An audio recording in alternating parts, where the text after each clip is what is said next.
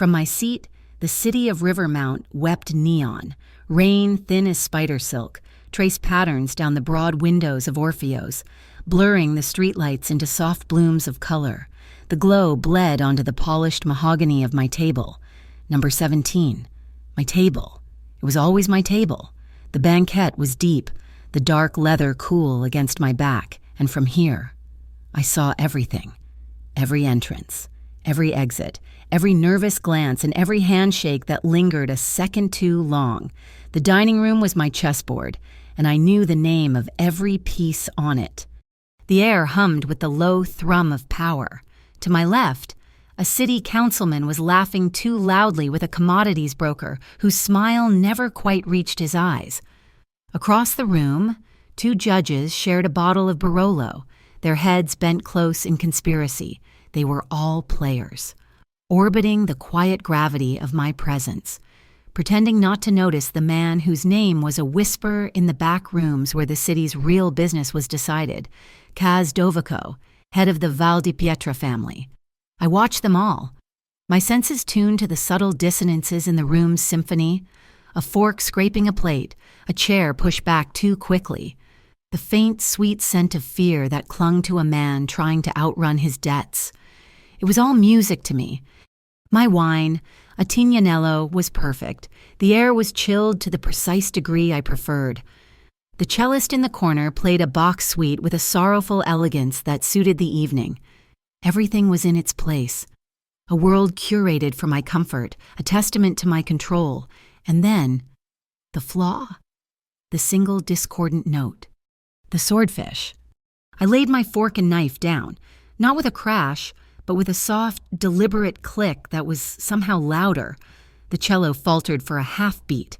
Conversations around me dropped in volume, the hum of the room dipping as if a vacuum had been turned on. I stared at the plate. The fish was seared beautifully on the outside, a perfect crosshatch of grill marks. But the center was translucent, cool. A mistake, a lapse in the precision I paid so handsomely for, a crack in the foundation of my world. The manager, a man named Louis, whose hands always seemed to be sweating, materialized at my elbow. He was already stammering. "Mr. Dovico, is everything all right? Is the fish not to your—" I didn't look at him. I kept my eyes on the plate. "Louis," I said, my voice quiet but carrying across the sudden hush like a razor. "What is my one rule about this kitchen?" "Precision, sir, absolute precision." His voice was a squeak. I could see the chef, a man who prided himself on his supposed genius, peeking through the diamond-shaped window of the kitchen door, his face pale as uncooked dough. The entire room was holding its breath, waiting for the storm. They expected shouting. They expected a plate to be thrown. They didn't understand that true power doesn't need to raise its voice. I was about to dismiss Louis, to let the fear simmer and serve as a lesson, when I saw movement from the corner of my eye. It was one of the waitstaff, a girl. I'd noticed her before, only peripherally. She moved with an efficiency that was rare, a quiet purpose that set her apart from the others who bustled with nervous energy. Dark hair pulled back, a crisp black apron over a white shirt. She wasn't avoiding the tension. She was walking directly into it. "My name is Jenna Rourke, and I know how to read a room. It's part of my coursework. In a way, threat assessment, pattern recognition, identifying the key node in a network. In my data security program at Rivermount University, we call it mapping the attack surface. Here at Orpheos, it's called surviving a Tuesday night shift. And tonight, the key node, the central server from which all the room's anxiety flowed, was Kaz Dovico at table 17. I had been watching him all night, just as he was watching everyone else. I wasn't interested in his reputation or the whispers that followed him like a shadow. I was interested in his routine, the time he arrived, the way he never sat until his back was to a solid wall, the quiet signals he gave to his men who occupied 2 other tables. It was all data, and data was my world. When the energy in the room shifted, I felt it like a drop in barometric pressure.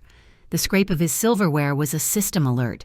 Red flag, the manager's panic shuffle. The chef's terrified face, the silence that fell over 24 conversations. It was a denial of service attack on the restaurant's composure. And I knew this was my only window. The system was vulnerable. My heart was hammering against my ribs, a frantic drum solo against the bass line of my fear. But my hands were steady as I placed the silver tray of water glasses I was holding onto a nearby service stand. Marco, one of the other servers, gave me a wild-eyed look that screamed, "Stay out of it!" But it was too late. I had spent weeks planning for an opportunity, a single moment of chaos where I could inject my own code.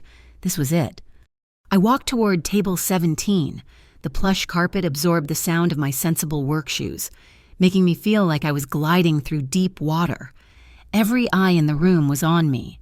They saw a waitress, probably a new one, foolishly walking into the lion's den. They didn't see the graduate student who had spent the last 72 hours decrypting a leaked shipping manifest from a shadow corporation called the North Atlantic Cargo Union. They didn't see a woman whose entire world had narrowed to a single, desperate objective. I stopped at his table, keeping a respectful but not subservient distance. I didn't look at the offending plate of fish. I didn't look at the terrified manager. I looked directly at him. His eyes were dark, a shade of black that seemed to absorb the light, and they were fixed on me with a cold, analytical intensity. For a moment, I felt like a line of code being scanned for malware. I held my chin up. He finally spoke, his voice a low growl. "I pay for precision here." The words hung in the air, an indictment and a threat. This was the moment, the point of execution. I let out a slow, controlled breath and gave him the key. 3 words. My voice came out even, devoid of the tremor I felt in my chest, and just loud enough for him to hear. "Check your phone." The stillness in the room became absolute, as if the film had frozen in the projector. Disbelief flickered across Dovico's face, a micro-expression that I logged and filed away. It was followed by a dangerous curiosity. No one spoke to him this way. No one gave him orders. The manager looked like he was about to faint. For a long second, he just stared at me. I didn't flinch. I held his gaze, my own expression a carefully constructed mask of detached calm.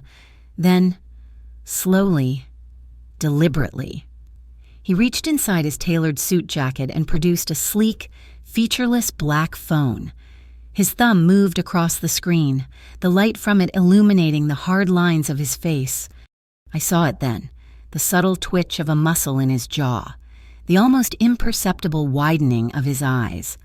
A vein, thin and blue, began to pulse at his temple, a living wire carrying a surge of sudden, violent understanding. He knew. He was watching the video I had routed to him through 3 ghost servers and a compromised satellite uplink. He was watching his most trusted lieutenant, Silas Greco, standing on the wet concrete of Pier 9, shaking hands with a man from a rival family as his men loaded unmarked crates onto their truck. He was watching his empire being sold out from under him, in real time. His gaze snapped back to me. The anger over the fish was gone, replaced by something far colder, far more lethal. The question was there, unspoken but screaming in the silence between us.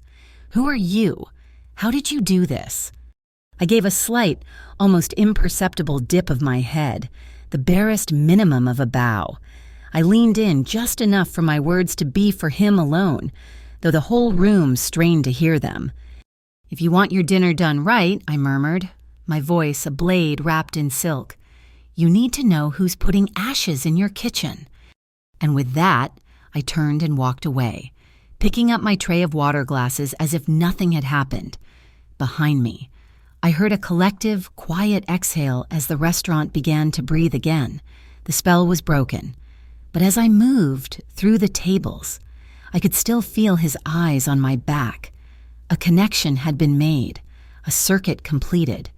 2 worlds, his of brutal order and mine of invisible information, had just collided with the force of a thunderclap, and neither would ever be the same. I pushed through the swinging doors into the kitchen and the wall of noise and heat hit me like a physical blow. The quiet, deadly theater of the dining room vanished, replaced by the clatter of pans, the roar of the exhaust fans, and the sharp, staccato shouts of the chefs. My adrenaline-laced calm held for exactly 3 more seconds before my knees felt weak. I leaned against a cool, stainless steel counter, my breath coming in shallow gasps. My hands, which had been so steady, now had a fine tremor I couldn't control. Marco, a prep cook with kind eyes and a perpetual dusting of flour on his eyebrows, sidled up to me, his voice a low hiss under the kitchen symphony. "Jenna, what in God's name did you do, Louis? Looks like he's about to have a heart attack. Everyone's talking." I forced a thin smile, my eyes scanning the kitchen, ensuring no one else was listening. "I just delivered a message." "A message to Kaz Dovico. Are you insane?" he whispered, his hands busy chopping parsley with frantic energy. "People don't deliver messages to him. They deliver his food, and they pray they got it right." I straightened up. Pulling the mask of composure back over my face, the fish was undercooked. I said a half-truth that sounded ridiculous even to me. I couldn't tell him the real reason. I couldn't tell anyone. The real reason was a ghost named Maeve, my sister. 11 weeks ago. She had vanished, not a runaway, not a simple missing persons case. She was a volunteer, bright and full of a naive, fierce desire to do good in the world. Her last known location was an event hosted by something called the Echelon Wellness Foundation, a charity that seemed too slick, too well funded. My digging, my late nights spent burrowing through firewalls and tracing dark web data packets, led me down a rabbit hole that ended in a cold, dark place, the North Atlantic Cargo Union, a legitimate shipping company that was anything but. Their refrigerated warehouses were a black hole on the city's grid, and every whisper, every encrypted file, tied them to one man, Kaz Dovico. So I got a job at Orfeo's. It was his sanctuary, his office, the men he met with, their key cards, their phones, they were all here, with a custom-built skimmer the size of a sugar packet. I could clone a card with a simple brush past, with a proximity sniffer. I could map the Wi-Fi and Bluetooth chatter. I was building a database, a network map of his entire operation, searching for one single access point, one mention of a warehouse that might hold my sister. I wasn't trying to burn his kingdom down. I was just looking for a door. A vibration from the burner phone in my apron pocket jolted me. I pulled it out under the cover of the counter. An anonymous encrypted message. Just 5 words. "Don't trust Greco. Tonight's shipment is bad." The tip confirmed my gamble. The video feed of Silas Greco at Pier 9 wasn't just a lucky find, it was a targeted leak. Someone else wanted Greco out of the picture, and they were using me, and by extension Dovico, to do it. Just then, one of Dovico's men appeared at the kitchen door. It was built like a refrigerator, with a face that looked like it had been used to stop pucks. He didn't look at the chef or the staff. His eyes found me instantly. "Mister, Dovico wants to see you. Back alley, now." The kitchen fell silent. Marco's knife stopped mid-chop. The fear was back, thick and suffocating. But this time, it was mixed with something else, a flicker of hope. The system had accepted my input. Now it was time to see the output. The moment the waitress, Jenna, Louis had squeaked her name, walked away, my mind was already working 3 steps ahead. My anger over the fish had evaporated, a petty grievance in the face of monumental betrayal. Silas Greco, my right hand, the man I'd trusted like a brother for 15 years. The image from the phone was burned into my memory. Silas smiling, shaking hands with Nico Vario, the underboss of the Navarro line, my most bitter rivals. It was a declaration of war, delivered to me on a silver platter by a waitress with eyes that held no fear. My first command was silent, a flick of my gaze to my man, Dante, at the door. He understood. The back alley would be secured. The kitchen staff would see nothing. My second command was to Louis. "The meal is concluded. Bring the check." I needed the room cleared of peripheral players. My third thought was the girl, Jenna, she wasn't a pawn. Pawns don't deliver checkmate. She was a player from a board I didn't recognize. The video feed was professional-grade stable. Clear audio, time-stamped. It came from inside my own network. Who was she working for? The FOCB had been sniffing around my operations for years, a pack of well-dressed wolves who could never find a way into the sheep pen. They were smart, but they weren't this subtle. This felt different, more personal. I walked through the now emptying restaurant and out the service door into the alley. The rain was heavier now, slicking the asphalt and drumming a hard rhythm on the metal dumpsters. Dante was there, a silent statue under an awning, and she was there, standing in the middle of the alley, her arms crossed against the chill, her face illuminated by the red neon glow of the restaurant's sign. She wasn't trying to run. She was waiting for me. I stopped a few feet from her, pulling a cigarette from my case and lighting it. The flame danced in the damp air before catching. I took a long drag, the smoke a ghost in the rain. "You have 5 minutes," I said, my voice flat. "Tell me why." She didn't waste time with pleasantries. "Someone in your house is selling you out piece by piece. Silas Greco is just the first cut, the deepest." I didn't ask what. I asked why. Who sent you? "No one sent me," she said, her gaze unwavering. "I found a loose thread, and I pulled on it." I took another drag from the cigarette, studying her. She was young, but there was an oldness in her eyes, a weariness that didn't fit. She was hiding something. The motive, the personal stake. People didn't take risks like this for abstract reasons. I decided to apply some pressure to see if she'd crack. I pulled a folded document from my inside pocket. It was a prop, a file Dante's people had mocked up in an hour, a criminal record for a Jenna Rourke. Shoplifting, possession, all fake. I held it out to her. "This says you have a history of making trouble, that you're unreliable, that you might even be trying to set me up, playing both sides." She glanced at the paper, her eyes scanning the text for less than a second before meeting mine again. There was no flicker of fear, no flash of indignation, nothing. She just stared at me, her expression unreadable. "That's not me," she said simply. The lack of protest, the sheer disinterest, told me more than a denial would have. She knew it was a fake, she knew it was a test, and she was calling my bluff. A fragile respect began to form in the space between us. She had nerve, and she had information. A deal needed to be made. "You've shown me a problem," I said, dropping the cigarette and crushing it under my heel. "Now give me a solution. A piece of it. At least something tangible." "You want a gesture of good faith?" she asked, a hint of steel in her voice.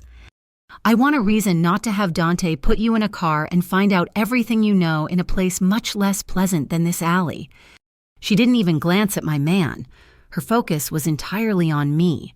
"There's a shipment moving tonight, the one Greco was arranging. It's medical supplies. According to the manifest, it's not." She recited a license plate number from memory. A blue Kenworth truck, leaving from the south gate of the port in 40 minutes. "It will be your proof." It was a good piece, verifiable, actionable. And in return, I asked, "What do you want?" "The chef," she said. And for the first time, her composure seemed to soften. "Your anger tonight. It wasn't his fault.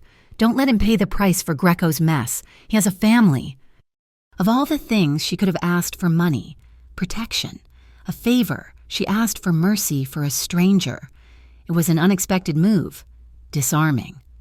"He's safe." I said, "It was a small price to pay." She nodded, the transaction complete. She turned to leave, to walk out of the alley and back into the rainy city night. As she passed under a flickering security light, her silhouette stark against the wet brick, I saw something else. In her defiance, in the calculated risk she had just taken to expose a traitor. I saw myself, 20 years ago. A younger man who had trusted the wrong person, who had learned the hard way that loyalty was a commodity, not a virtue. That lesson had cost me dearly, and it had been paid for in blood. Jenna Rourke disappeared into the rain-streaked darkness, a ghost slipping back into the machine. I stood there for a long moment, the rain cold on my face, the betrayal a hot coal in my gut. Dante moved from the shadows. "Boss, what do we do about her?"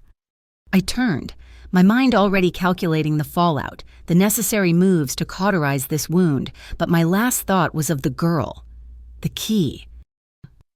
"Don't touch her," I ordered, my voice quiet but absolute. "Find that truck, but the girl, she's off limits, for now." The air coming off the water at Mercer Key was cold and sharp, smelling of salt, diesel, and the deep, metallic scent of fish. From the driver's seat of my beat-up sedan parked 2 blocks away, I watched the ambush unfold on a digital map I'd built myself. The blue Kenworth truck, the one with the license plate I'd given Kaz Dovico, was a blinking red dot moving through a grid of gray warehouses. My laptop screen was a mosaic of data streams. One window showed the raw packet data I was pulling from a microsensor I'd managed to stick to the truck's chassis as it passed an intersection earlier. Another translated that data into a real-time temperature reading from its refrigeration unit. It was too cold for medical supplies, perfect for something else.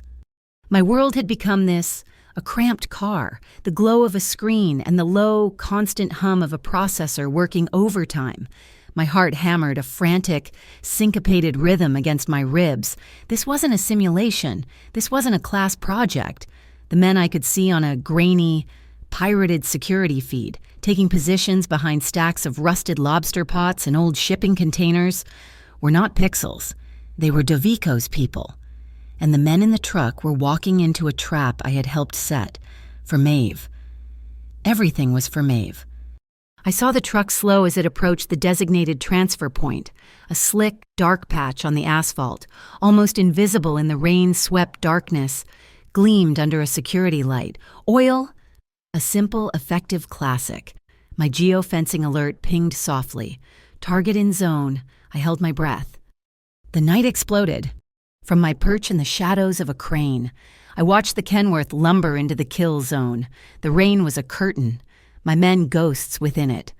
I felt the cold grip of the pistol in my hand. A familiar weight. This was my world. Controlled, precise, and unforgiving. The girl, Jenna, had given me the target. My men had planned the strike, but the rage was all mine. It was a cold, clean fire fueled by Silas Greco's betrayal. He wouldn't be in the truck. He was too smart for that, but his men, his product, his profit, that I could touch, that I could burn. The first shot was not from us. It came from a rooftop across the quay, a high-velocity crack that was utterly alien to the handguns my men carried. A flock of gulls nesting on a warehouse roof erupted into the night sky, a panic constellation of white against the storm clouds. The driver of the Kenworth slammed on the brakes. The massive truck hit the oil slick, its tires hissing as they lost their grip. For a moment, it was a graceful, terrible ballet as the trailer swung wide, skidding in a slow, groaning arc before jackknifing with a scream of tortured metal against the side of a container. Then all hell broke loose. Gunfire erupted from 3 different directions, none of them ours. My men were pinned down, caught in a crossfire. It was a trap. Greco hadn't just sold me out to the Navarros, he'd set me up to be wiped out by a third party. The raw, sickening realization hit me. Greco wanted me gone, permanently. I felt a line of fire sear across my left bicep. The force of it spun me half around, my arm suddenly numb and useless. I dropped behind a low concrete barrier, the impact jarring my teeth. Blood, hot and slick, soaked the sleeve of my jacket. I was exposed, I was wounded, and my trusted lieutenant had led me here to die. My carefully constructed digital world shattered. Through the low-res security feed, I saw him go down. Kaz Dovico. He spun and dropped out of my camera's line of sight. My breath hitched. My plan, my entire desperate gamble, hinged on him being in control, on him being the monster everyone thought he was. A wounded monster was just a target. Without thinking, I was out of the car. My legs were moving before my brain could register the insanity of it. The sound of the gunfight was deafening now, a physical presence that battered the air. I ran, my second-hand sneakers slipping on the wet pavement, my focus narrowed to the concrete barrier where I'd last seen him. He was the only person who had the connections, the power, to find the North Atlantic Cargo Union's hidden ledgers. He was my only way to Maeve. I would not let him die. I slid the last 10 feet on my knees, the rough asphalt tearing through my jeans. He was there, slumped against the concrete, his face pale, his left arm drenched in blood. His eyes, when they found mine, were wide with shock. "What the hell are you doing here?" he gritted out, trying to push himself up. "Saving my investment," I snapped back, my hands already moving, unbuckling the thick leather belt from his trousers. "Don't be stubborn, boss." I looped the belt high up on his arm, pulling it brutally tight, using a stray piece of rebar to twist it into a makeshift windlass. He let out a sharp hiss of pain, but didn't fight me. His eyes weren't on me anymore. They were scanning the battlefield, his mind working, analyzing. "Greco's not here," and he said, his voice a low rasp. "He was never coming. This was for me." "They're flanking us," I said, my voice quiet, urgent. Heavy boots were crunching on gravel, getting closer. "We have to move. Now." I grabbed his good arm, pulling him to his feet. He was heavy, a dead weight for a moment before his legs found their strength. I half-dragged, half-guided him toward a dark opening between two towering stacks of shipping containers. It was a cavern of steel, smelling of rust and cold seawater. I found the heavy locking bar on one of the container doors and shoved it open, pushing him inside before following and sliding the heavy bolt home. We were plunged into near-total darkness. The only sounds were our own ragged breaths and the frantic, terrified thumping of my heart. Outside, I could hear shouting, the scrape of boots on pavement as they swept the area. They were looking for us. Her touch was a shock of warmth against my skin. Her efficiency, her sheer lack of panic in the middle of a firefight was astounding. Now, in the cold, echoing dark of this steel box, I could feel her presence beside me, a small, determined flame against the encroaching darkness. My arm throbbed, a deep, pulsating ache, but my mind was clear. "You took a hell of a risk," I said, my voice rough. "So did you," she countered, her voice just a breath in the dark. "You trusted my information. It seems your information was incomplete. Or it was a trap meant for both of us." I could almost hear the gears turning in her head. "We need to trade, now, before they find us." "Trade what?" "I need information," she said, her voice tight with an urgency that went beyond our current situation. "A shell corporation, the Echelon Wellness Foundation. What do you know about it?" Echelon. The name was a whisper in certain circles, a high-end charity, supposedly rumored to be a front for moving things and people that needed to stay off the grid, a Navarro-backed operation. "It's a snake pit," I said. "Humanitarian awards on the front page, human misery in the fine print. Why?" "That's my business. Now, your turn. You want to know who gave me the video of Greco?"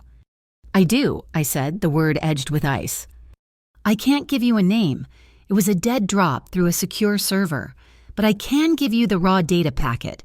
It's encrypted, but the source routing protocols are sloppy. You can trace it back. It's on a drive in my pocket." A drive in her pocket. She had walked into my restaurant, into my life, carrying the key to my kingdom's greatest treachery. The audacity of it was breathtaking. "All right," I said. The boots outside were getting closer. "There's a warehouse, SD-14. It's one of Echelon's primary intake facilities on the west side. That's your information. Now give me the drive." I felt her shift beside me, the faint click of a tiny USB drive being placed into my hand. Her fingers brushed mine.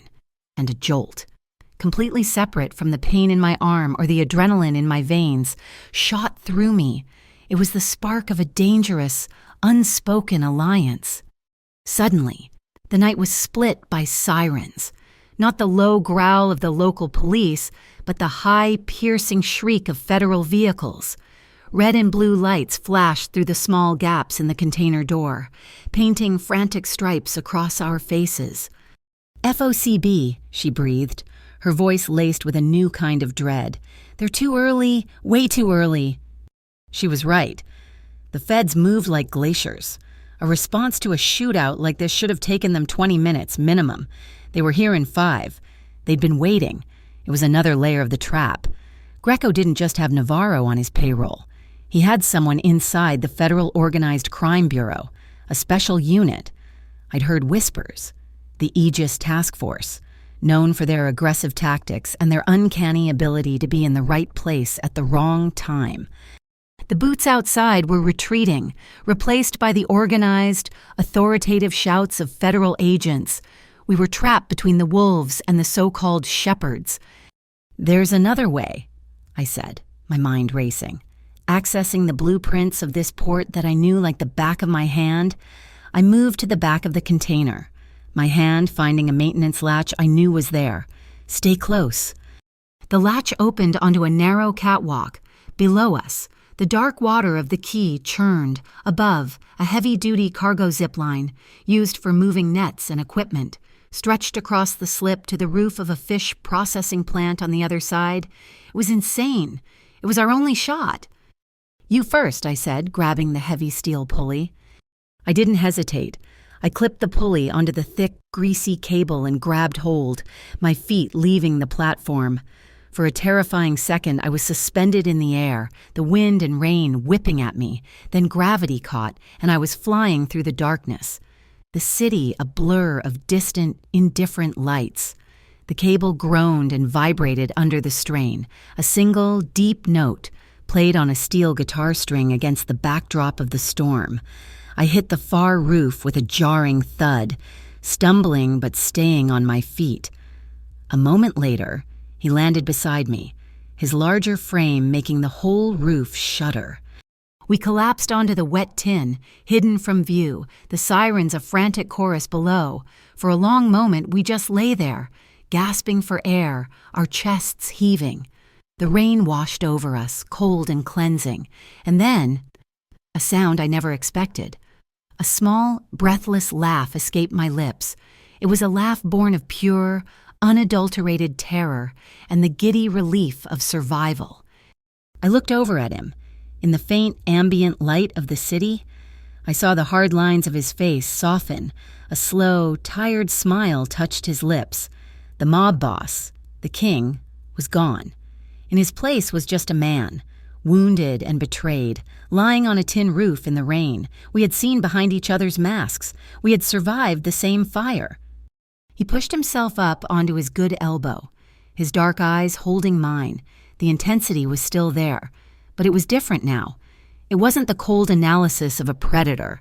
It was the steady, focused gaze of an equal. "Tomorrow," he said, his voice a low rumble beneath the patter of the rain. 11 a.m., the Hearth and Kettle Cafe on Elm. I owe you coffee, and the truth. I arrived first.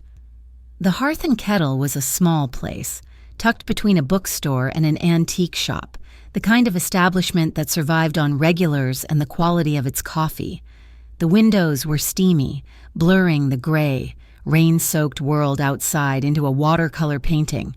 I chose a booth in the back corner, the same way I chose my table at Orfeo's back to the wall, a clear view of the door, old habits. I took off my long coat, the fabric still damp, and laid it on the seat beside me, a barrier between me and the rest of the room. The sleeve of my shirt was rolled up, exposing the clean, white bandage on my bicep. A dull ache was a constant reminder of the night before, a reminder of the betrayal that had set this meeting in motion. I was nursing a black coffee when she walked in. The small bell above the door chimed softly. Her hair was dark with rain, clinging to her temples and the nape of her neck. She wore a simple gray sweater and jeans, and for a moment, she looked like any other college student seeking refuge from the weather. But then she saw me, and the look in her eyes was anything but ordinary. It was the same look she'd had in the alley, the same look she'd had on the rooftop, a steady, unnerving focus that cut through all pretense. She slid into the booth opposite me, her movements economical and quiet. She didn't apologize for being late, and I hadn't expected her to. Punctuality seemed like a trivial concern for someone who operated in her world of data and shadows. She ordered a black tea from the passing waitress, her eyes never leaving mine. "The truth," she said, her voice low. It wasn't a question. It was a demand. I took a slow sip of my coffee. I'm a man of my word. But you first. The Echelon Wellness Foundation. You didn't just pull that name out of a hat. For a moment, I saw a flicker of something in her gaze, a deep, profound pain that she quickly masked. She reached into her bag and slid a photograph across the table. It was worn at the edges, the way a picture is when it's been handled 1,000 times. It showed two girls, smiling, their arms around each other. One of them was a younger Jenna. The other girl wore a bright blue polo shirt with a logo embroidered on the chest, a stylized E that I recognized instantly, Echelon. "Her name is Maeve," Jenna said, and her voice was different now, stripped of its hard, analytical edge, leaving only a raw, vulnerable core. "She's my sister. She went missing 11 weeks ago. She was a volunteer for them. She thought she was helping people." I looked from the smiling girl in the photo to the woman sitting across from me, and suddenly, everything clicked into place. The desperation, the insane risk she had taken at the restaurant, the way she had run into a gunfight to save a man she barely knew. It wasn't about money or power. It was about love. It was about a lost sister. "I'm sorry," I said. The words felt inadequate, hollow, but I meant them.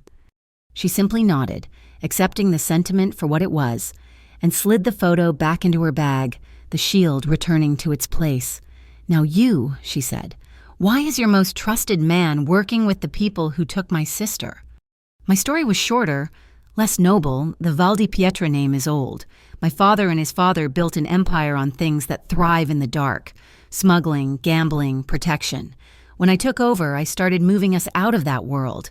It's slow, it's expensive, and it's dangerous. You can't just walk away. You have to untangle yourself, thread by thread. I leaned forward, my voice dropping lower. I've been building legitimate businesses, logistics, real estate. But to do that, you have to cut the old ties. That means less money for men who are used to easy cash. Men like Silas Greco. He doesn't like the new direction. He doesn't want to go clean. So he made a new friend, the Navarro line. They're happy to stay in the dark, and their favorite front for moving product and people is the Echelon Wellness Foundation. The truth hung in the air between us, ugly and complicated. She had her motive, I had mine, and in the middle was a tangled knot of betrayal and corruption that was strangling us both. I knew he was a monster. The city whispered his name like a prayer and a curse, but sitting across from him in the quiet warmth of the coffee shop, he just looked like a man, a tired, wounded man. When he told me about his plan to legitimize his family's business, I didn't see a crime lord trying to rebrand. I saw a man trying to escape a cage that had been built for him generations ago. His truth didn't absolve him, but it did make him understandable. And it made Silas Greco's actions perfectly logical. Greco was a creature of the old world, and Kaz was trying to drag him into the light. "It's worse than you think," I said, pulling my tablet from my bag. I slid it across the table to him, an image already on the screen. It was a shipping route map I had pieced together from dozens of fragmented data logs. Echelon hosts these wellness retreats offshore. The attendees are brought in, then transferred to refrigerated containers owned by the North Atlantic Cargo Union, your company. From there, they're moved to inland ports, disguised as cargo for therapeutic massage centers. It's a supply chain. Maeve isn't just missing. She's inventory. He stared at the screen, his jaw tight, the muscle there pulsing. He traced the route with his finger, his expression grim. He was seeing the rot inside his own house, the way his assets, his routes, his people were being used for something so vile. He was seeing the parts of his empire that he hadn't been able to clean yet. Without a word, he took the tablet and tapped the screen a few times. He was fast. his fingers moving with a surprising dexterity. When he slid it back to me, the route map was gone. In its place was a schematic, a detailed map of a dozen warehouses and storage facilities dotted across the city's industrial zones. Each one was labeled with a code. "These are my private warehouses," he said, his voice a low growl. "The ones that are off the books, the ones Greco might use. That's a temporary access key. It will give you 72 hours of full digital access to their security networks. Cameras, door logs, everything. Find out if your sister is in one of my buildings." I stared at the screen, my throat suddenly tight. This was more than information. This was the heart of his operation. He was making himself vulnerable to me in a way I never thought possible. It was a profound, terrifying act of trust. I reached for the tablet, and as I took it, my fingers brushed against his. A jolt, sharp and unexpected, shot up my arm. It was like touching a live wire. The low hum of the espresso machine faded away. The clatter of dishes, the quiet conversations around us, it all disappeared. There was only the warmth of his skin against mine and the sudden, frantic beat of my own heart. I saw his eyes widen almost imperceptibly, his breath catch. We both froze, caught in that tiny, electric moment. I pulled my hand back as if burned, my face flushing. I cleared my throat, forcing myself to refocus. "I have a condition," I said, my voice shakier than I wanted. "If I find her, if Maeve is in any one of those places, you open the gates. No questions, no delays. You get your people out of my way." "Done," he said without hesitation. "But I have a condition of my own. When we find Greco, when we corner him, you stay back. You stand clear of the firing line. He is my blood, my betrayal. I will handle him according to the old laws." His eyes were dark, promising a kind of justice that wouldn't be found in any courtroom. "Agreed," I said. "We were partners. For now." Just then, two men walked past the cafe's front window. They were big men in long coats, their faces hard and emotionless. They didn't look in, but their presence was a cold draft in the warm room. I recognized them from the files I'd compiled Navarro enforcers. Kaz saw them too, in one smooth, fluid motion. He stood up and slid into my side of the booth, forcing me to press back against the wall. He picked up his coat and draped it over the back of the seat, creating a screen. It happened so fast I barely had time to react. He had placed his body between me and the door, a living shield. It was instinctual, possessive, and deeply protective. It also made me feel like a porcelain doll. I leaned in close, my lips almost brushing his ear, my breath warm against his skin. I felt him tense. "I can protect myself," I whispered, my voice a blade. He didn't turn to look at me. He kept his eyes fixed on the street outside, watching until the two men had passed. Then he gave the slightest of nods. It was a gesture of acknowledgement, of respect. It was the moment I stopped being a pawn or an asset. It was the moment he let me stand beside him, not behind him. He slid back to his side of the booth, the space between us now charged with a new, unspoken understanding. "We need to draw him out," I said, my voice steady again. "Force him to make a mistake." "He thinks I'm wounded, weakened," Kaz mused. His eyes distant. "He thinks he has the upper hand. He'll get arrogant. So we give him a stage to perform on." I finished, the plan crystallizing in my mind. Somewhere he feels safe. Somewhere you can control. His eyes met mine, and a slow, dangerous smile touched his lips. "Orpheos," he said. "We'll invite him to a reconciliation dinner, to forgive and forget. And when he shows up," I said, my own smile matching his, "we'll serve him his last meal." The Blackstrand Lighthouse was an old soldier, standing guard on a spit of rock that jutted out into the angry Atlantic. It was the last place anyone would look for me. The wind was a physical thing here, a raw, relentless force that slammed against the iron railings of the watch deck and screamed around the stone tower. This was a place on the edge of the world, and tonight, I felt like I was standing on the edge of my own. I sat on a wooden crate inside the lantern room. the massive Fresnel lens turning silently above us, its intricate glasswork a cathedral of light. The first aid kit was open on my lap. I had managed to clean the wound on my arm, but trying to bandage it with one hand was proving impossible. The gauze kept slipping in my clumsy fingers. "Here," a quiet voice said. Jenna knelt in front of me. She took the roll of gauze and antiseptic wipe from my hand. Her expression was a strange, unreadable mixture of the firm resolve I'd come to recognize and a flicker of genuine concern.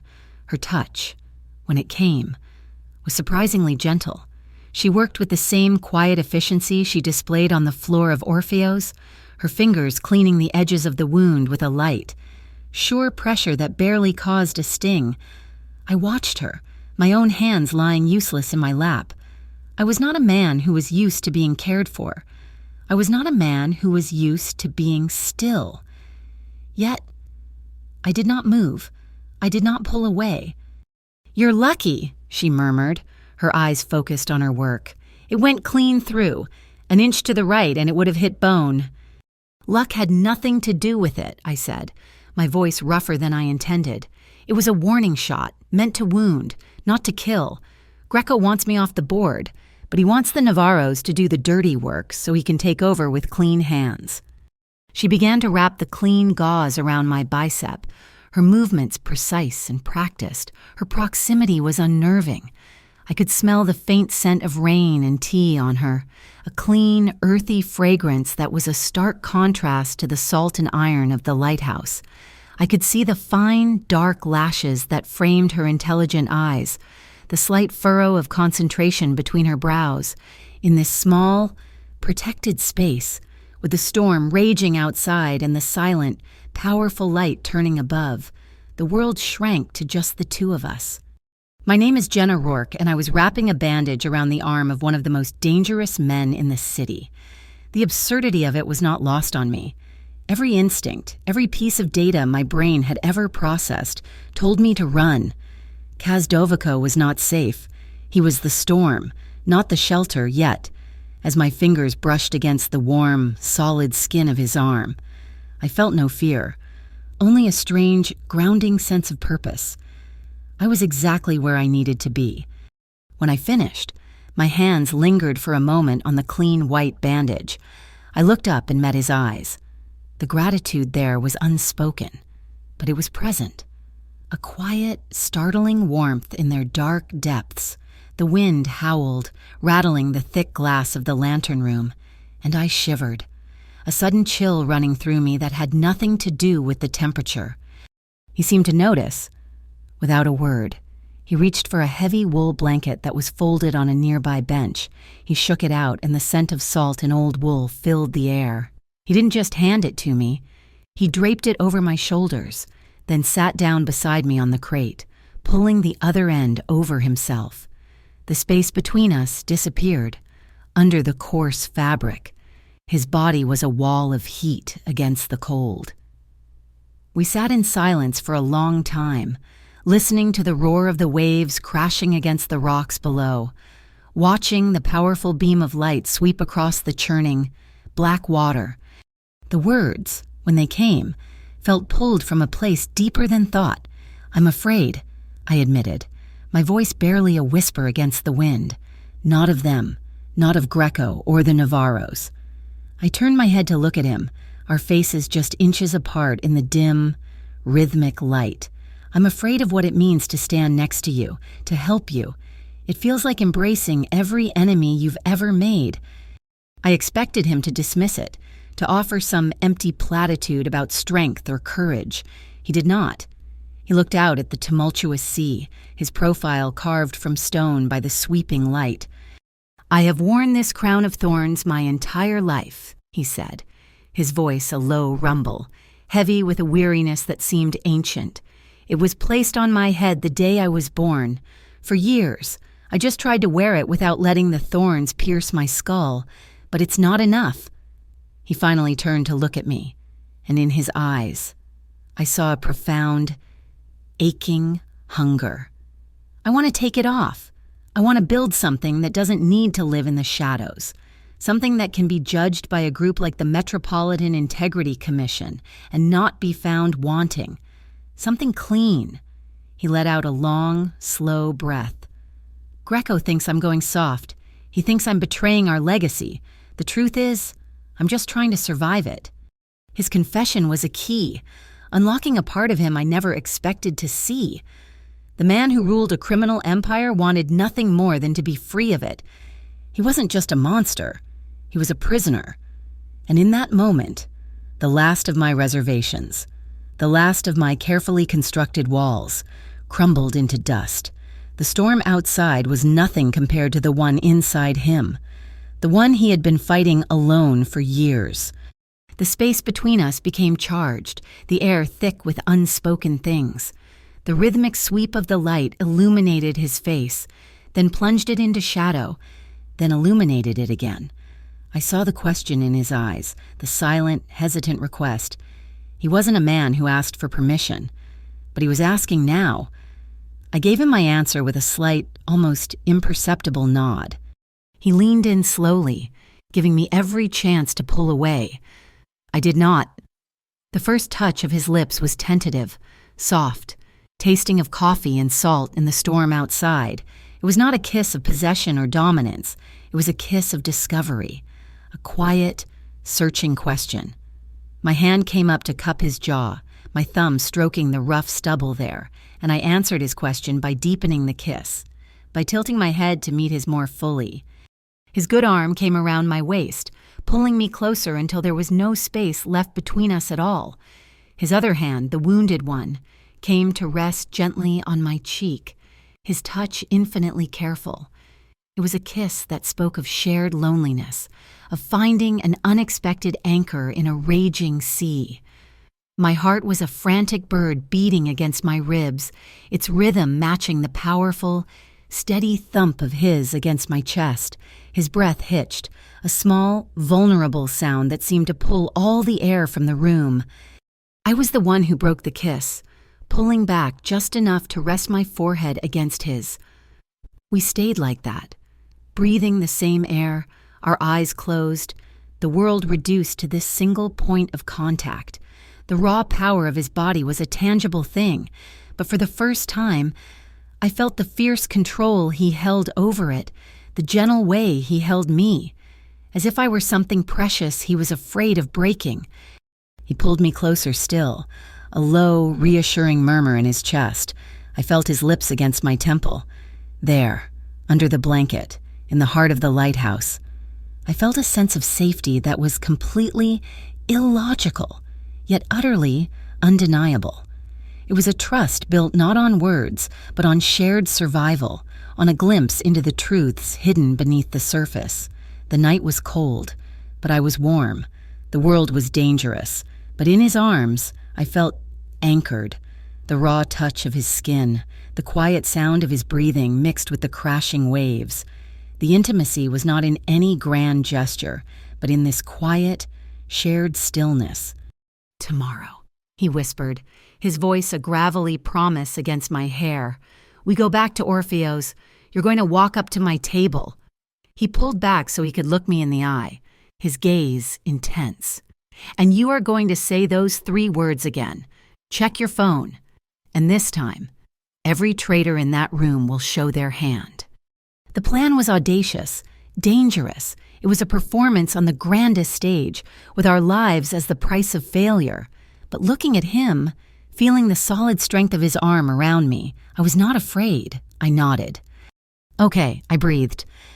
The powerful beam of the lighthouse swept past our window, a blade of pure white light cutting through the darkness, illuminating the two of us, wrapped in a single blanket, a single silhouette. For a moment, we were no longer part of the storm. We were the calm at its very center. The message arrived on my burner phone at 3 a.m, a single, jarring vibration that pulled me from a shallow, restless sleep. There were no words, just an image. My blood went cold. It was Maeve. She was wearing a crisp, dark blue echelon jacket, her hair pulled back neatly. She was holding up an ID card that read "Event Staff." Her smile was the one she always used for pictures, a little forced, a little tired at the edges, but it was her. She was alive. My mind, trained for this, immediately ignored the emotional tidal wave and went to work. I plugged the phone into my laptop, my fingers flying across the keyboard, running the decryption script I'd written for just this purpose. The image was a breadcrumb, deliberately left for me. The metadata was a mess, intentionally corrupted, but not perfectly. There were fragments, ghosts of data in the file's hex code, a partial GPS tag, a cellular tower triangulation signature, weak and bouncing off the water. I cross-referenced the fragments with Rivermount city maps and Port Authority schedules. It all pointed to one place, the eastward pier, and the signature's weakness, the specific type of signal degradation. It was consistent with being transmitted from inside a large steel structure, a ship, the middle decks most likely, where the signal would have to fight its way through multiple layers of the hull. My eyes scanned the berthing schedules. A single name stood out, a luxury yacht chartered for a massive echelon fundraiser the following night, the Glasswing. They were hiding her in plain sight. The reconciliation dinner at Orfeo's was a masterclass in tension. The air, usually humming with the quiet confidence of the powerful, was now stretched thin, vibrating with unspoken threats. From my position near the service station, I watched the players take their seats at table 17.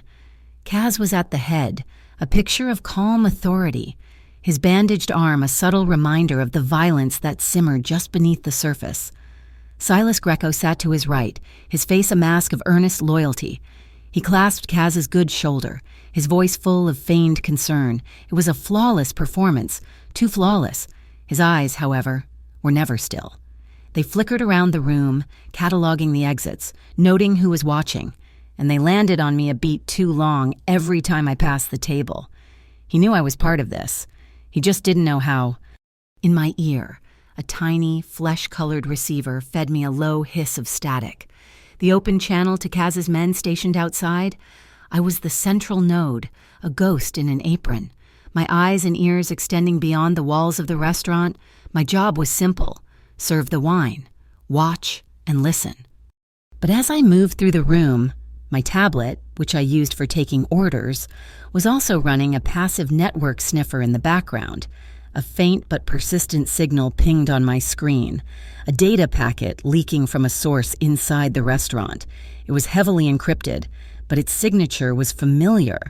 It was the same protocol used by the Aegis Task Force, the FOCB. They had someone in the room. This wasn't just a family dispute anymore. We were in a three-way standoff, and I had a sickening feeling that Greco and the feds were on the same side. We were walking into a trap set on the top of our own. The wine was my cue. Kaz began the conversation, a verbal chess match played with vintages and vineyards. Silas, Kaz began, swirling a deep red liquid in his glass, a toast to loyalty. I thought we'd open something special, a Cheval Blanc, from a very specific year, the year we took control of the North Pier. He held Greco's gaze, his own eyes like chips of obsidian, a bold move. Some said reckless, but we made it our own. Greco smiled, raising his glass. A vintage year. Kaz, we were a good team, unbeatable.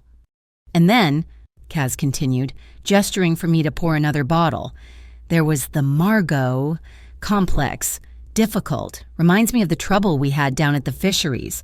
So many competing interests.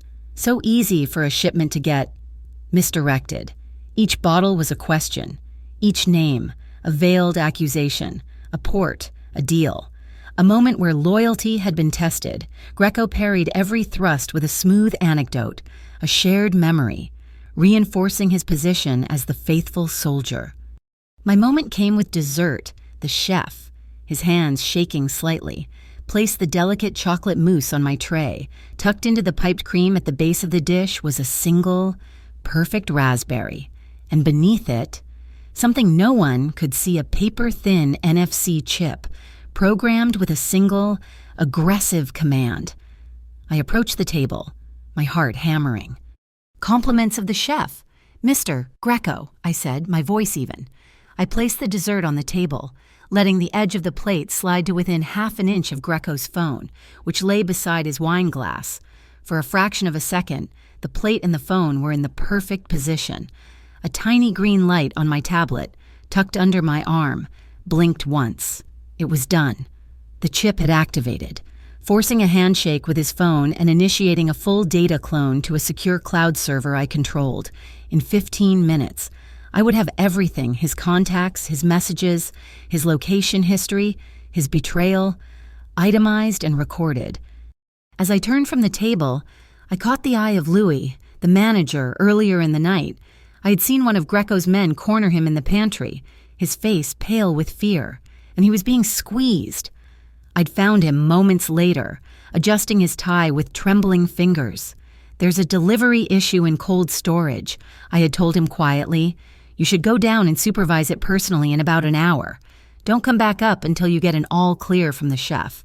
He had just stared at me, but he understood. I was giving him a way out before the storm broke.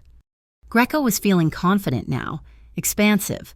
He and Kaz were reminiscing, and in his arrogance, he made a mistake. "It's all about logistics, Kaz. You taught me that," he said, laughing. "Like this echelon fundraiser tomorrow. A nightmare. Getting all the staff and high-value volunteers moved onto the glass wing without a hitch. It takes a delicate touch." He said it so casually, but for me, the world stopped. Volunteers on the glass wing, Maeve. My hand tightened on my serving tray, the metal digging into my palm. I forced myself to breathe, to keep the mask of the invisible waitress in place. He had just confirmed it. He had just signed his own death warrant. My focus returned to Kaz. His face was unreadable, but I knew he had heard it too. He had seen my micro-reaction. He subtly changed the subject, turning the conversation to old rivalries. "The Navarros are getting bold," he said, a deliberate note of weariness in his voice, "spreading themselves thin, trying to pick at our edges." He took a sip of water. In his ear, a device identical to mine would be picking up his words. He was no longer just talking to Greco. He was giving orders. "Maybe we're overextended, pulling our people back from the district markets, from the smaller port operations. Maybe it's time to consolidate, show a little weakness to draw out the real snakes." It was the bait, a feigned retreat. He was making a public show of pulling back his forces, a calculated move to make the Navarro family think the Val di Pietra were vulnerable, wounded by internal conflict. He was inviting them to strike, to focus their resources on the wrong targets, leaving the way clear for us tomorrow night. The dinner ended with handshakes and false promises. Greco left smiling, believing he had won, that his old boss suspected nothing. The federal agents in the room had their notes, but they had no real evidence. They had all watched the play, but only Kaz and I understood the script.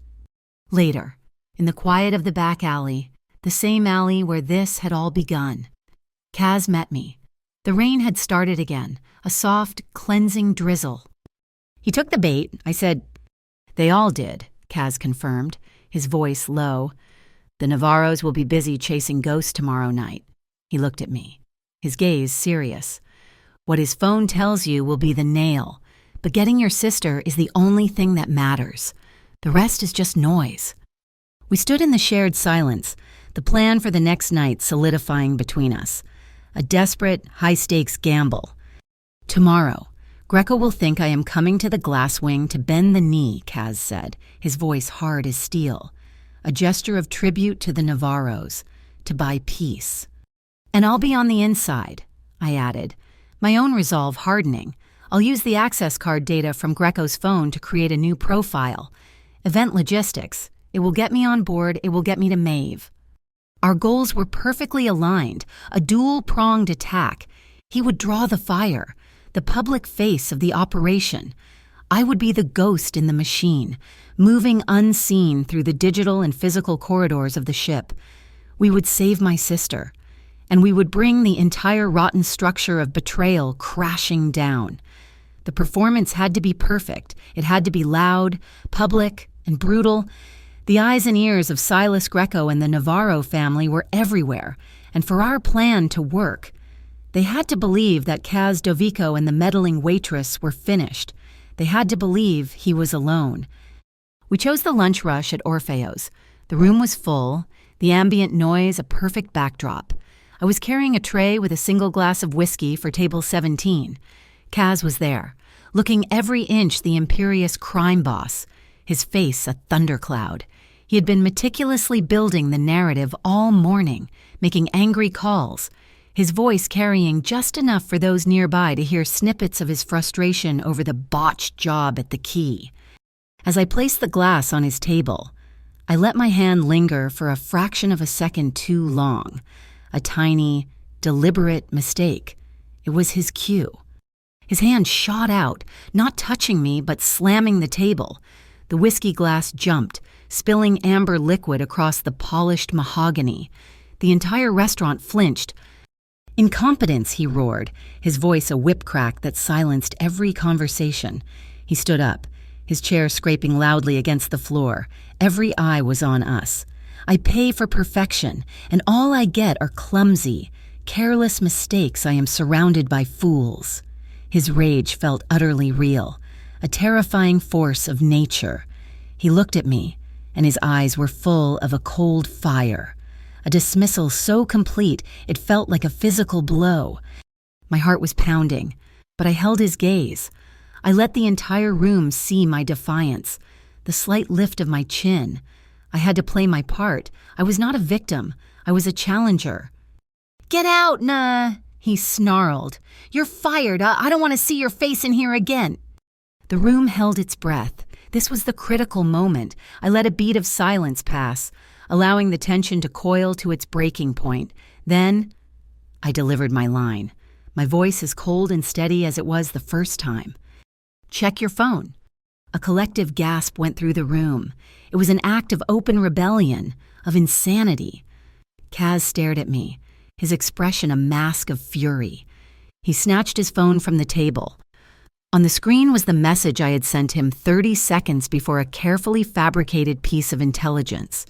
A fake shipping manifest pointing to a Val di Pietra warehouse on the other side of town as the receiving point for a major Navarro transaction. It was a lie designed to be discovered, a piece of bait for Greco's spies. It made me look like a double agent, and it made Kaz look like a fool who had been betrayed by a nobody. It was perfect. He looked up from the phone, and the look he gave me was one of pure venom. Without another word, he turned and stormed out of the restaurant, his men scrambling to follow. I stood there for a moment, the focal point of 100 shocked and pitying stares. Then I untied my apron, laid it on the table, and walked out. My head held high, to the world. We were broken. We were enemies. 20 minutes later, in the damp, quiet confines of the restaurant's wine cellar, the truth was different. We met in the narrow aisle between racks of priceless vintages. The air was cool and smelled of earth and fermented grapes. He was there, waiting in the shadows. We didn't speak. There was no time, and words were useless anyway. He simply reached out and took my hand. His grip was crushingly tight, a silent, desperate message. "Be safe. Come back." I squeezed back, my own silent promise. "I will. You too." The contact lasted for a single, frantic heartbeat.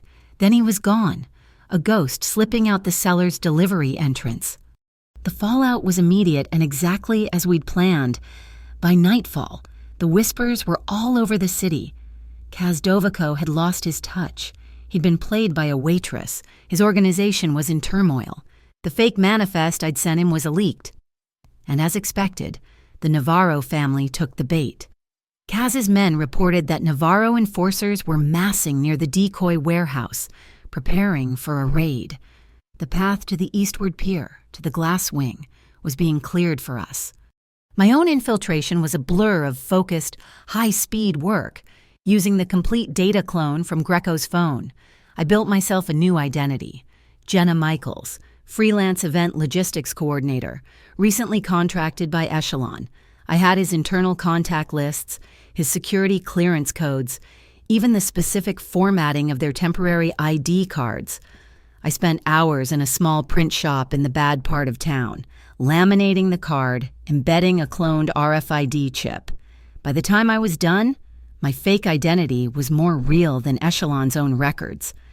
A new message on my burner phone pulled my attention. It wasn't from Kaz. The source was routed through a server owned by the Metropolitan Integrity Commission. It was a warning. FOCB case file on Valdipietra has been compromised. Data is being manipulated. Aegis Task Force is not secure. It confirmed our worst fears. Greco had an accomplice deep inside the federal task force assigned to take him down.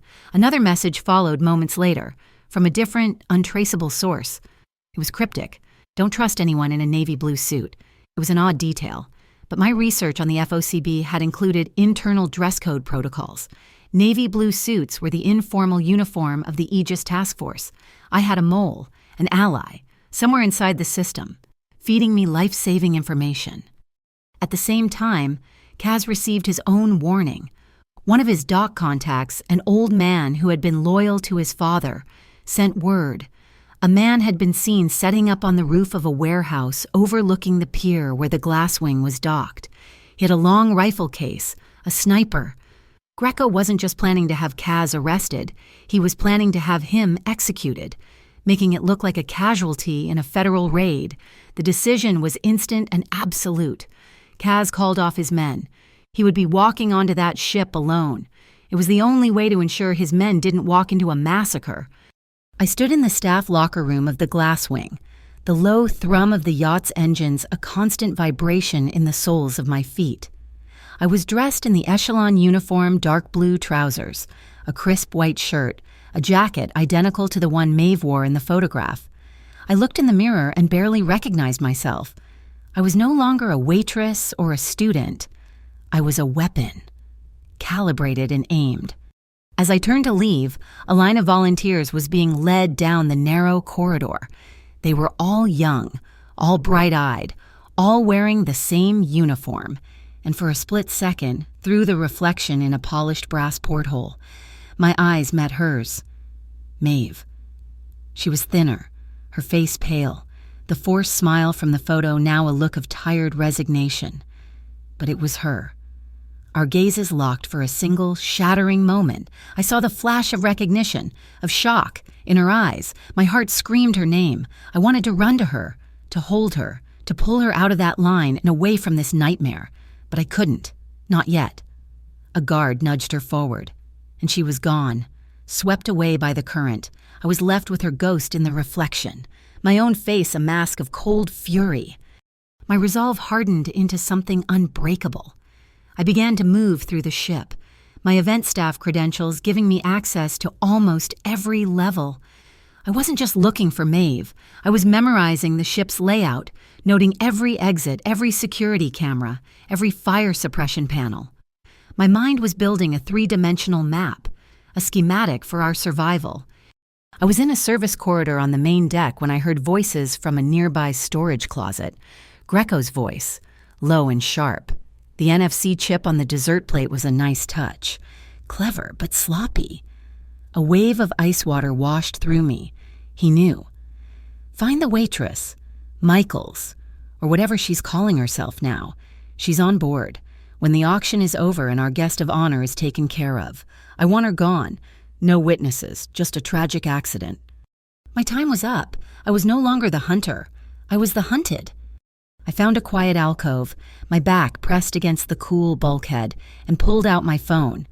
My fingers were trembling, but I forced them still. There was only one thing left to say, one final promise to make before the world exploded. I typed 2 words. Survive, then talk.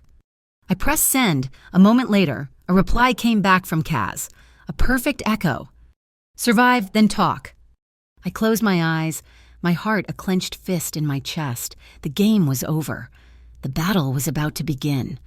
The glasswing pulled away from the pier like a phantom, its white hull slipping through the black water with barely a whisper. The storm that had been threatening all day was finally rolling in from the sea, the sky a bruised purple, the wind beginning to keen.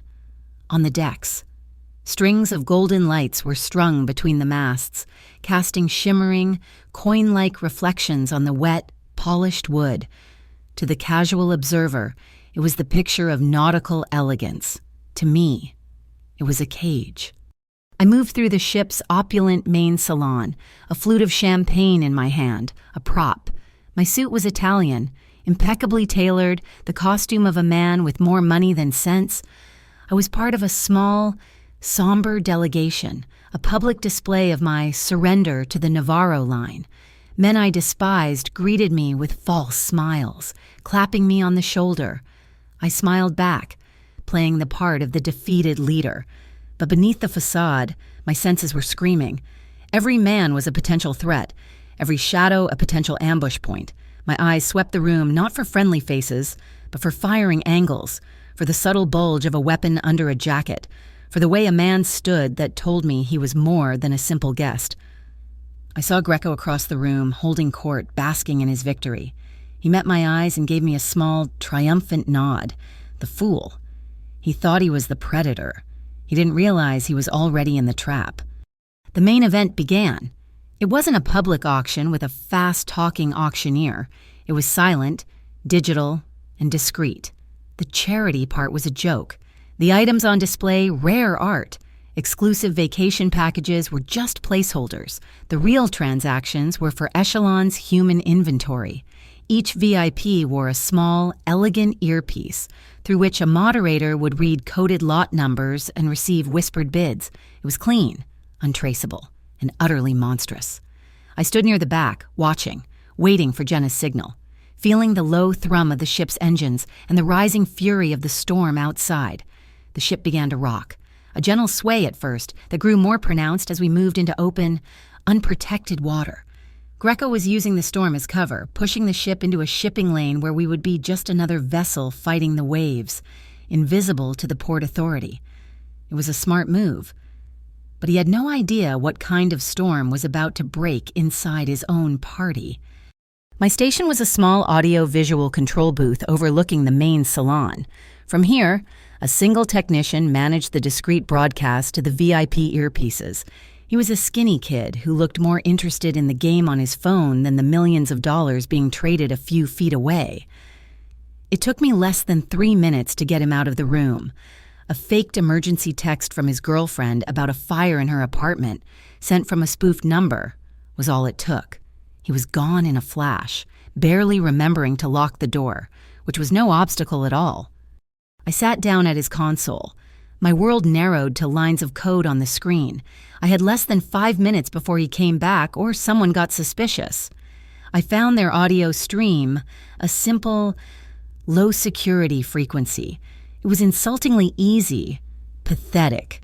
These men dealt in human lives but protected their communications with the digital equivalent of a chain-link fence.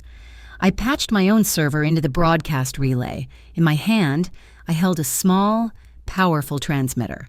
On my laptop were the files I had spent months compiling audio clips from Greco's cloned phone of him making deals, video snippets from Echelon's own security archives showing the volunteers being herded into shipping containers, encrypted ledgers I had cracked that detailed the payments. It was time to burn it all down. I took a deep breath and flipped the switch. Across the salon, the quiet, orderly bidding process devolved into chaos. I saw men and women in $1,000 suits rip the earpieces from their ears, their faces masks of shock and horror.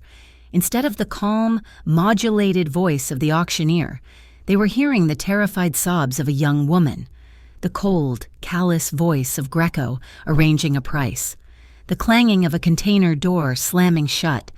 The quiet hum of the party was replaced by a rising tide of panicked whispers. "What is this? Where is this coming from?" Security guards, their faces grim and confused, began to move through the crowd, speaking into their radios. The broadcast signal was a ghost they couldn't catch. The chaos was my cover. Now for Maeve. I moved through the service corridors, a ghost in the ship's guts. The schematics I had memorized led me to the theater and stage production area on a lower deck.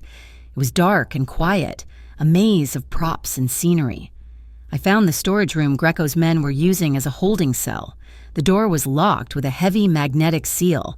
I bypassed it by pulling a fire alarm panel on the wall and shorting the backup battery connection. killing the power to the lock for a crucial 3 seconds. Maeve was inside, sitting on a pile of dusty velvet curtains. She looked up, her eyes wide with fear, then with dawning recognition. There was no time for a tearful reunion. "Jenna, how?" "No time," and I said, my voice low and urgent. "We have to go, now." Her hands were bound in front of her with a pair of sleek, black cuffs, no keyhole. I recognized the design from a Security Expo catalog, magnetic release, requiring a specific, high-powered key, a key I didn't have. I looked around frantically. My eyes landed on a heavy, ornamental necklace I was wearing as part of my disguise, made of a powerfully magnetized metallic alloy, a long shot. I pressed the clasp of the necklace against the seam of the cuffs. For a second, nothing happened. Then, with a soft, satisfying click, the cuffs sprang open. "Come on," I whispered, grabbing her hand. We couldn't go back the way I came. I needed a bigger diversion. From my pocket, I pulled a small device, a remote signal spoofer. I aimed it at a smoke detector in the corridor and pressed the button. Instantly, the ship's fire alarms began to blare, a deafening, piercing shriek, accompanied by flashing strobe lights. Doors opened, and the panicked crowd from the auction began to pour into the main stairwells, a human tide of confusion. They were all moving away from the supposed fire, clearing the central staircase. Creating the exact escape route I needed, I pulled Maeve into the stream of bodies, and we let the current carry us upward. The moment the alarms went off, I knew it was Jenna. The chaos in the salon was her symphony. Greco's face was a mask of disbelief turning to murderous rage as he realized what was happening. He barked orders into his radio, his eyes scanning the crowd, looking for her. This was my moment. I left the salon, moving against the flow of panicked guests, heading down toward the heart of the ship, toward the engine room. I knew that's where he would go. When your house is on fire, you run to the vault. The engine room was his last bastion of control. I found him there, surrounded by the deafening roar of the massive diesel engines. The air was hot, thick with the smell of fuel. He stood on a narrow catwalk, a pistol in his hand. He wasn't surprised to see me. "You!" he spat, his voice barely audible over the noise. "I should have known you didn't have the stomach to go clean. You couldn't resist one last fight." "Whoa, this isn't a fight, Silas," I shouted back, my own weapon in my hand. "It's pest control." The word betrayal was a cold, heavy weight in my throat. 15 years of shared meals, of trust, of watching each other's backs, all of it a lie. He laughed, a bitter, ugly sound. "You still don't get it, do you? Kaz, you're a dinosaur. Your time is over. The future isn't about loyalty, it's about leverage." He gestured vaguely upwards. "You think you've won. You think exposing this little operation matters. I have protection you can't even dream of. Your friends in the FOCB, the Aegis Task Force. I have one of their senior agents on my payroll. If you shoot me, you're not a vigilante. You're a mob boss killing a federal informant. You'll be a monster on the 11 o'clock news. And I'll be a hero." His final card, the ace up his sleeve. He had made himself untouchable. Checkmate. At that exact moment, a massive bolt of lightning lit the sky outside a porthole, followed an instant later by a deafening crack of thunder. The ship, caught by a rogue wave in the heart of the storm, lurched violently. The steel deck plates groaned, and the world tilted sideways. I was thrown off balance, my feet slipping on a patch of oil. My back slammed against the safety railing, the metal bar bending under my weight. For a horrifying second, I was looking down into the churning, mechanical guts of the engine, my grip on the railing failing. Greco raised his pistol, a triumphant smirk on his face. Then, a figure slammed into him from the side. Jenna. She drove her shoulder hard into his chest, sending his shot wide, the bullet ricocheting harmlessly off a steel bulkhead. She didn't hesitate. She scrambled toward me, her face a mask of fierce determination, her hand grabbing the front of my jacket. Her arm was trembling, but her grip was like steel. She pulled, using all of her weight, and it was just enough for me to find my footing again on the swaying deck. Maeve was already running, disappearing down a service ladder, just as I had instructed her. Greco, seeing his opportunity, shoved Jenna aside and scrambled for a rope ladder that was hanging from an open maintenance hatch. By the time I recovered, he was already over the side, a sleek black speedboat appearing from the storm to whisk him away into the roaring darkness. He was gone. "Let's go," I roared, moving to pursue him. "We can't let him get away." Jenna grabbed my arm, her grip surprisingly strong. "No," she yelled over the scream of the engines and the storm. "Not now, he's a ghost. We need the body." She looked at me, her eyes clear and focused amidst the chaos. "He thinks he's untouchable because he's an informant. We don't need him dead. Kaz, we need him alive, on a witness stand." We hit the shore not with the wail of sirens, but with the quiet, efficient hum of a Metropolitan Integrity Commission patrol boat. The city lights of Rivermount were a distant, hazy promise as we stepped onto the solid ground of the MI's private dock. Maeve was beside me, wrapped in a thick blanket, her hand gripping mine with a strength that belied her fragile appearance. Kaz moved with a grim purpose, his face set like stone, his men securing the perimeter with a silent professionalism that was more unnerving than any overt threat.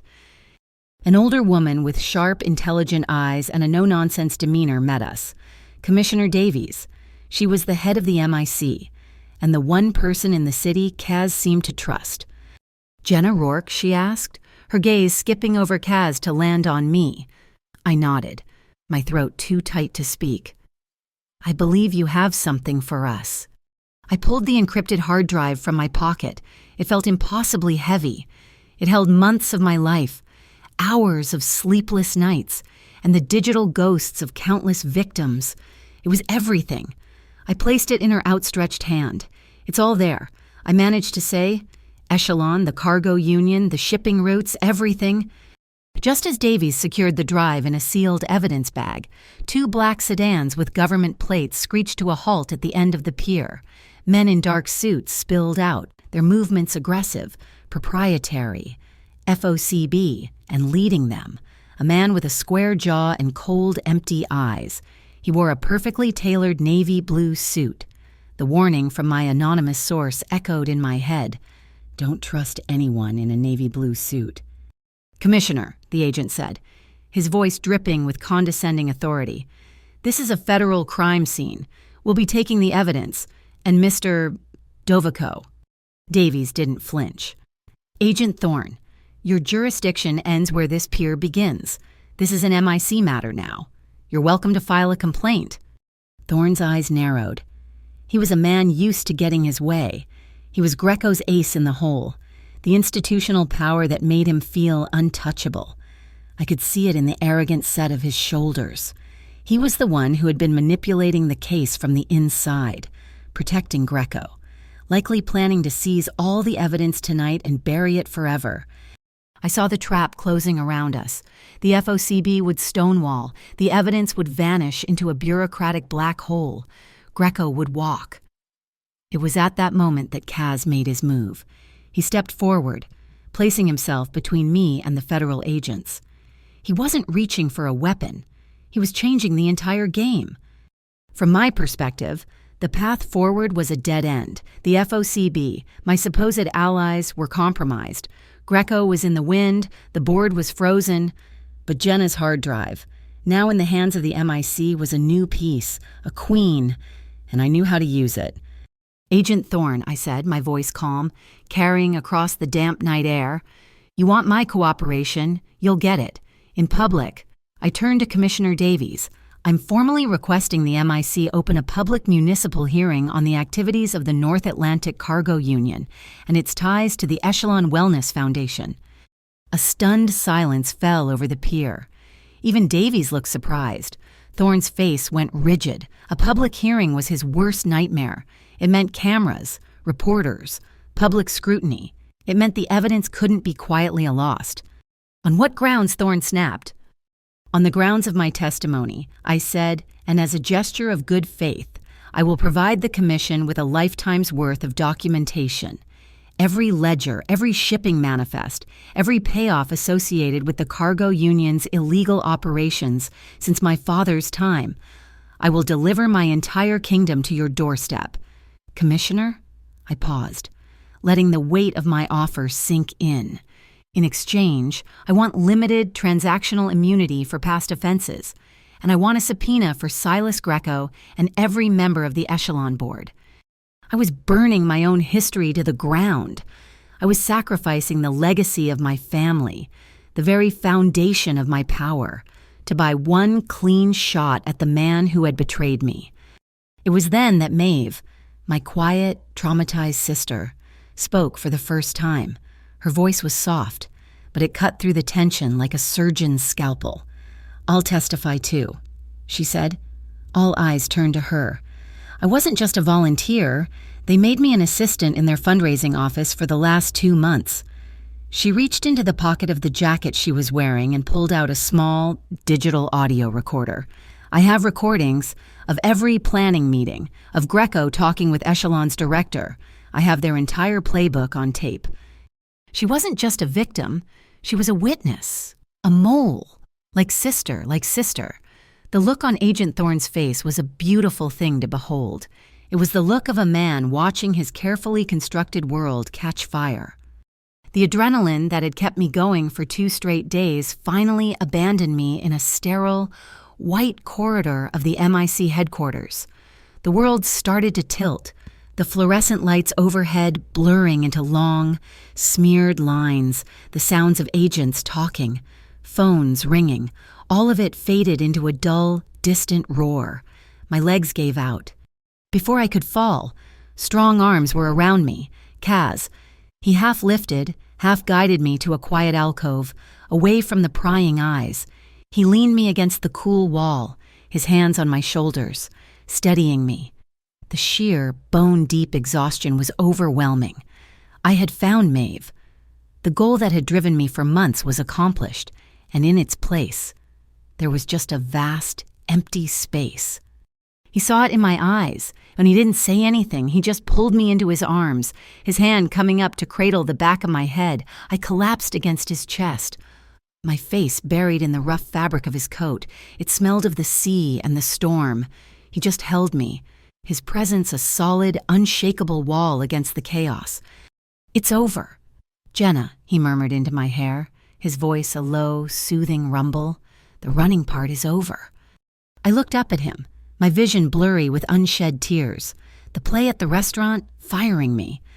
He rested his forehead against mine, his gaze intense, unwavering. No more stage plays, he vowed, his voice thick with emotion. No more walking away, not ever again. The counterattack came the next morning. Greco, wherever he was hiding, was not idle. He launched a media blitz. My face was suddenly on every news channel, a grainy photo from my Orfeo staff file. I was the disgruntled waitress, the gold-digging opportunist who had tried to blackmail the venerable Kaz Devico. He was painted as the victim, a respected businessman fighting off a hostile takeover by the Navarro family, betrayed by a scheming employee. It was a masterful piece of fiction, and the city was eating it up. The MIC started getting threats, anonymous calls, vandalism at their downtown office, a brick through a window. The political pressure was immense.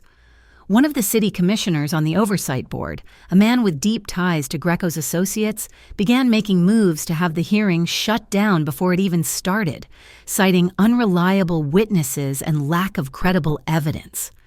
That's when I went back to work.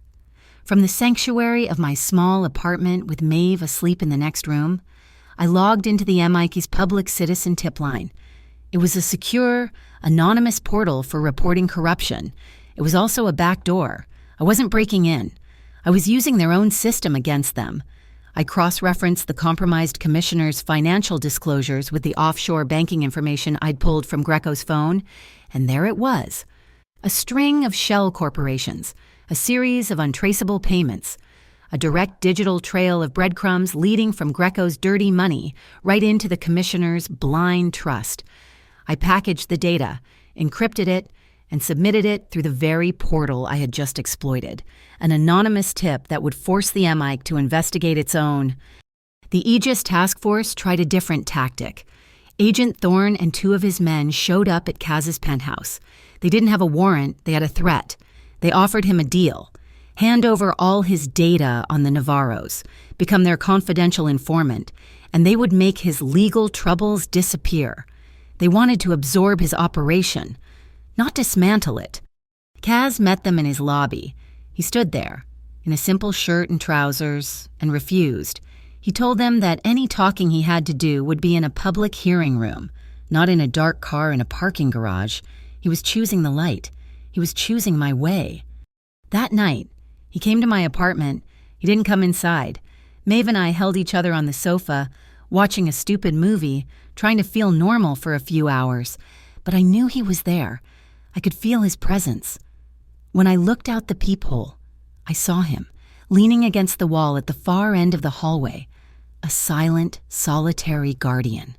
He was there all night. I woke up at dawn and looked again, and he was still there, his eyes red-rimmed with exhaustion, but his posture unwavering. He was keeping us safe. He was keeping his promise. I opened the door, and he looked startled, as if pulled from a trance. "The hearing is today," I said softly. He nodded, pushing himself off the wall. "My suit is pressed. I'm ready."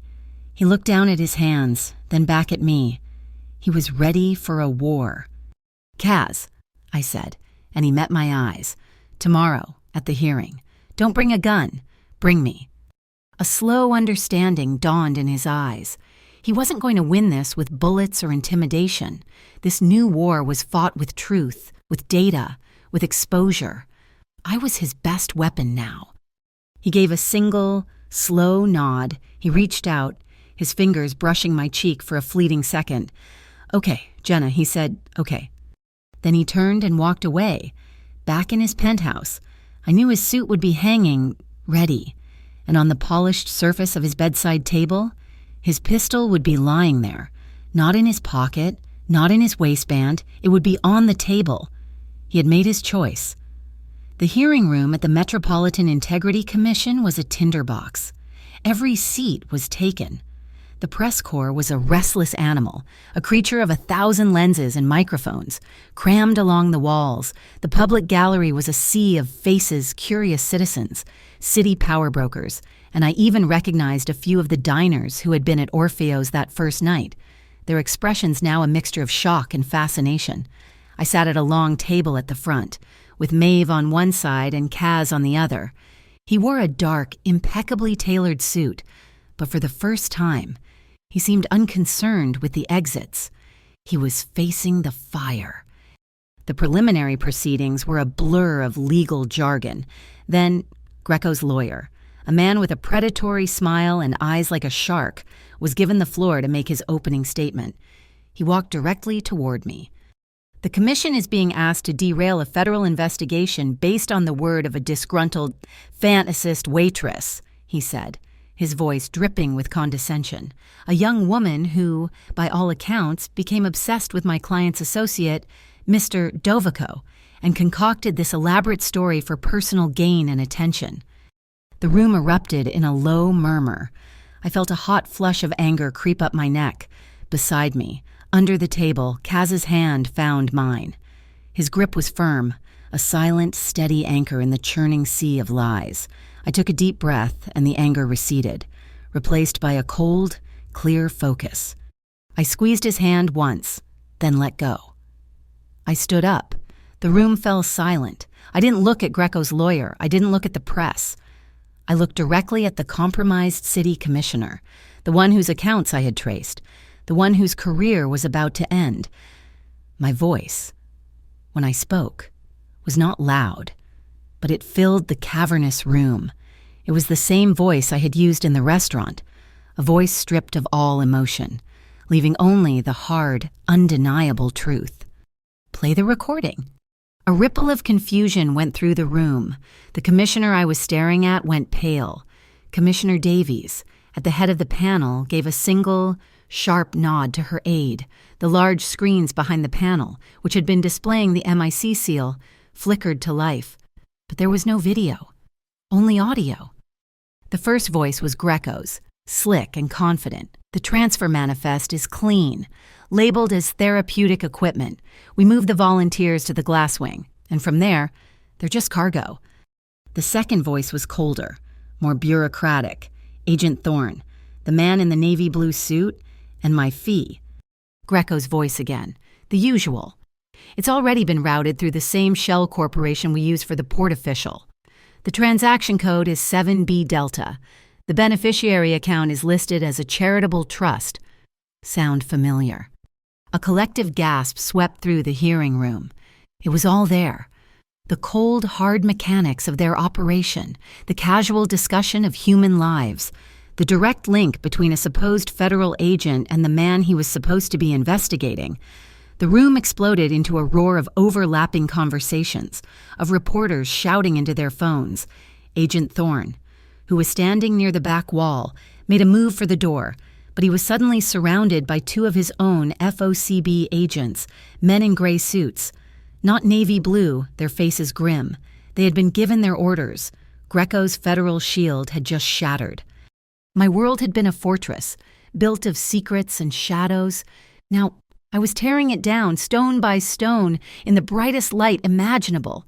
When the recording played, when I saw the look of utter betrayal on Thorne's face as his own people cuffed him, I felt no triumph, only a grim, weary finality.